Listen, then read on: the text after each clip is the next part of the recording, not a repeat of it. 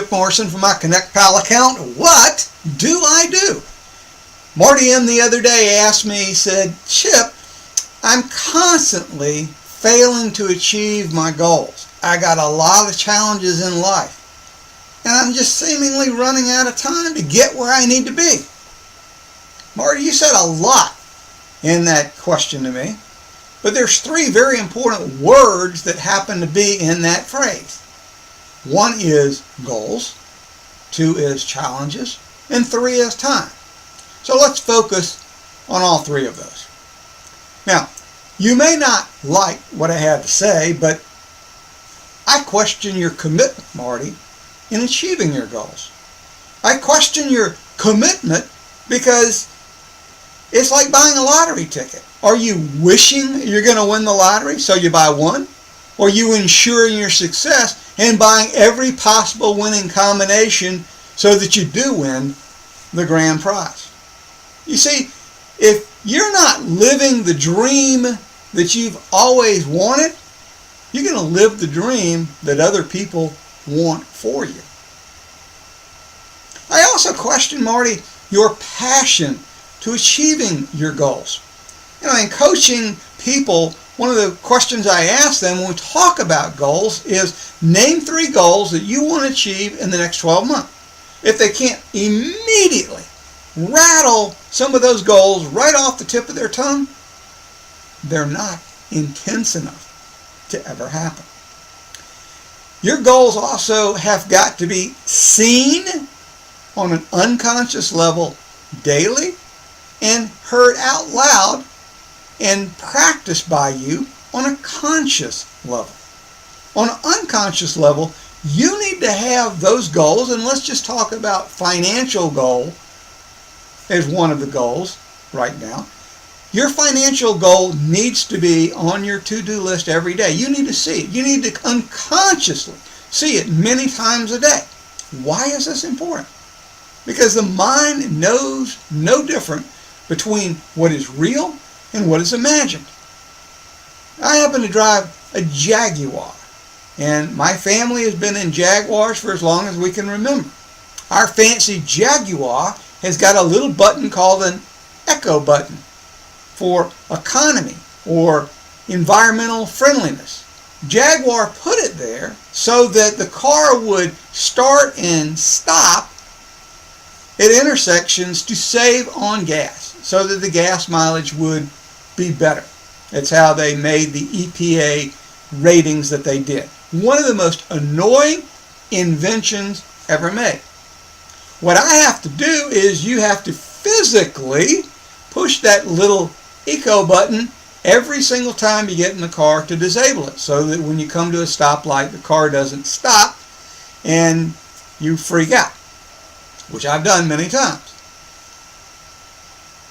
When you focus on your unconscious actions, they lead to conscious results. As an example with the eco button, there are many times I'll be driving that car and look on the dashboard and it will show that the eco button has been disengaged.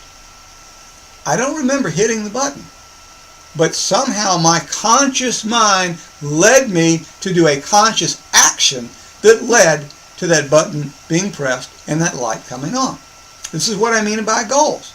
You need to consciously be aware of them. You need to see them. You need to also visually and verbally talk about your goals to yourself out loud. Because the stronger the commitment you have to those goals, the stronger your ability is to actually obtain them. I also question, Marty, your strategic plan for success. We know that you have a plan for failure. That's where you are right now. When people are where you are, the first thing I want to do is look at which direction are you facing. Are you facing the direction that you want to go? Or are you facing the voices that are trying to hold you back? Family and friends are well-meaning, but their job, whether or not you know it or not, is to hold you back, to keep you in their comfort zone. When you're facing in the right direction, when you're facing the way you want to go, when you're listening to the voices of the people that are in a place that you want to be, then you're facing in the right direction. And since you should be facing in that direction, why are you not interacting with those kinds of people at the level that you want to be at? Why are you not talking and interviewing those kinds of people and see how they overcome many of the challenges that they faced in life to get where they are today? You need to. In fact, years ago, I actually had somebody that lived in one of my subdivisions and said to me, he said, "Chip, we don't see you down at the pool or the tennis courts any." And I said, "Well, I really can't learn anything from the people there." And obviously, they were very offended by my comment. But my comment was based on the fact that I can't learn from people that are equal to or less than me in life. What I can learn from is people that have exceeded to the level that I want to be in life. And that's an important thing that you have to do. You have to focus on going after those kinds of people that will help you ensure and give a plan and a strategy for your success in achieving the goals that you want in life. Marty, I also feel bad for you, but you need to understand that you have got to get serious with yourself. You have got to sell yourself on yourself, which I don't think that you've ever done. When the guy in the mirror can believe you, then everything in life, every goal that you want to achieve, financial or otherwise, is totally within your reach. But you have to understand, not only do you need to sell yourself, but you also need to sell those around you on the plan that you want to achieve. This includes your significant other. It includes important family members. Now, years ago, being in the real estate business, I've had agents that have come to me and said, "Hey, I want to make the $1 Million Club." Well, that was an important thing back when houses were $60,000 average price range. It took a lot of effort to make that $1 Million Club at that particular price point. But one of the questions that I would have for them is, what is your family willing to do, to give up, to help you achieve that? Because it's got to be a team effort. And in many cases, when mom isn't going to be home a particular night to make dinner, the kids will go, "Hey, that's okay, Mom. We'll take care of it for ourselves." That's what you need to hear. That's the kind of commitment you need to have in your support base all around you. You know, I was very fortunate growing up in a real estate family. We had a standing order in our family. If my mother wasn't home by 8 o'clock every night, my dad and I went out to eat. And unfortunately, we ate out literally 4 to 5 times a week. But we knew that was a consequence for the results of the money that she was making and she brought into the family. Gave me an opportunity to travel to places I've never been to have experiences that I've never had before, to be members of private country clubs where I could learn the game of golf from Davis Love III's father. Great, great things that I've experienced in life for the sacrifices that I made and that she made to help me achieve where I wanted to be in life, and I helped her achieve what she wanted to do in life. Also, let's talk about challenges. The challenges in life, we all have them. But you have got to take control of your life. If you don't, somebody else is totally going to run it for you. This means that you have got to have the right attitude and the right frame of mind about every goal that you want in life. It has got to be paramount that this is the most important thing for you ever to achieve. And you've got to have tunnel vision to be able to get there. That's the only way that you're going to convince yourself that you need to quit striving and ultimately arriving at where you want to be. There are plenty of other people, family members or others, that you can delegate things to the least competent individual to get things done so that you can stay focused on what's important in life. Sometimes you may have to double up. You may have to maximize your results in the shortest period of time to be able to help you achieve certain goals that you want to in life. You also have got to plan a little bit for some fun.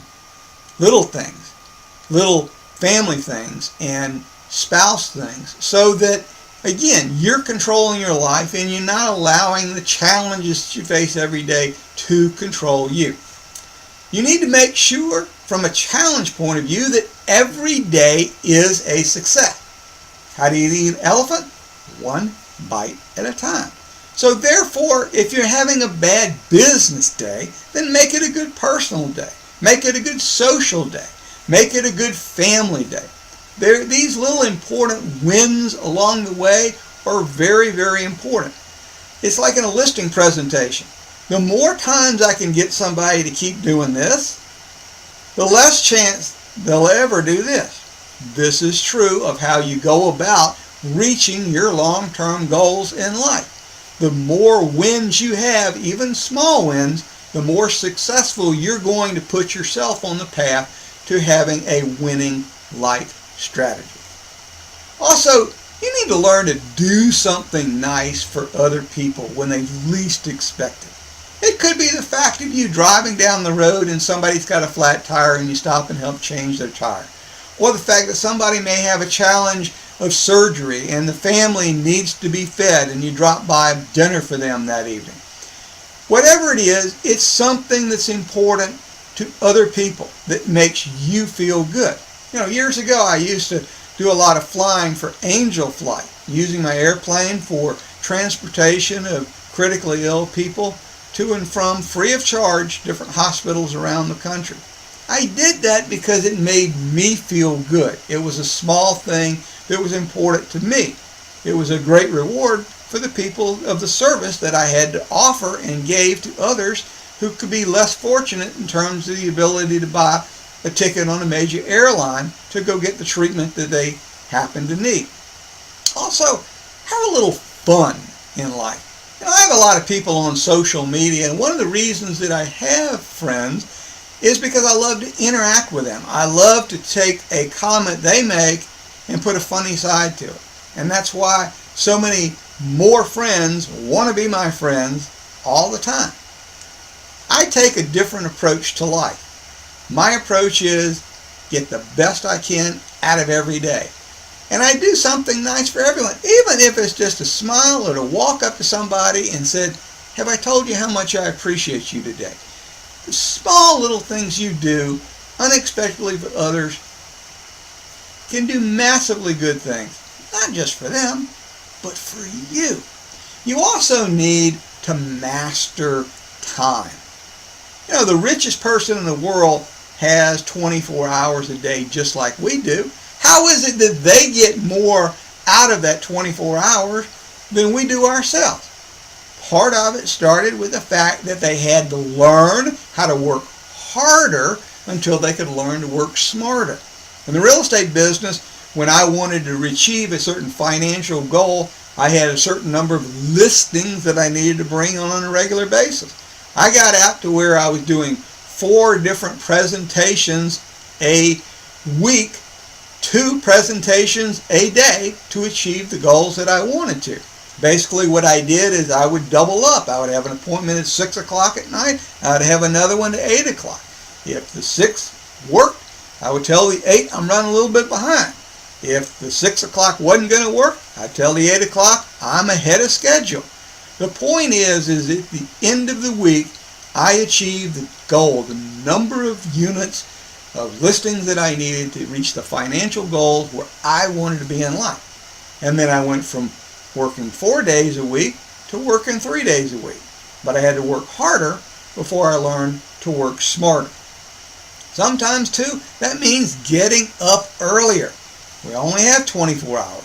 Get up at 5:30 in the morning. I get more work done personally by 8:30 in the morning than most people get done by 3 o'clock in the afternoon. Also, you need to understand by controlling time, you need to let others know the priority of how you control the time.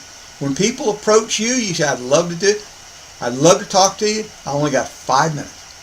Use the 5-minute rule, because that way you're showing them, but most importantly, you're showing yourself the priority that you have on your time.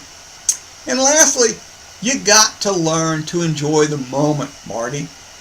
These are small moments, 10 or 15 minutes, several times a day, where you can read or escape Get away from the business of the business so that you can enjoy the moment. Smell the grass. Go out and look at the garden and smell the fresh flowers out there.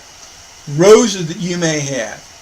All these things are important because it helps recharge your batteries and give you that extra oomph to get you where you want to be in life. I know this probably isn't the kind of message you wanted to hear today, but I can tell you that you are not alone. There are a lot of people out there that ask these same questions of me all the time. And the people that I see in life that become successful, they're like the balloon salesman at the circus. Little boy sees the balloon go up, and he goes over to the balloon salesman and he says, "Mister, if you let that big brown one up, will it go up too?" And the balloon salesman knows what the little boy's thinking. And he says, "Son, it's not the size or the color or the shape that makes that balloon go up. It's what's inside that counts. Marty, you have it inside you. My job is to make you consciously aware of it, and your job is to take advantage of it." Hey, that's all the time I got today. Thank you for joining me on Connect Pal. Look forward to seeing you real soon. My time's up. Thank you guys, yet again, for yours.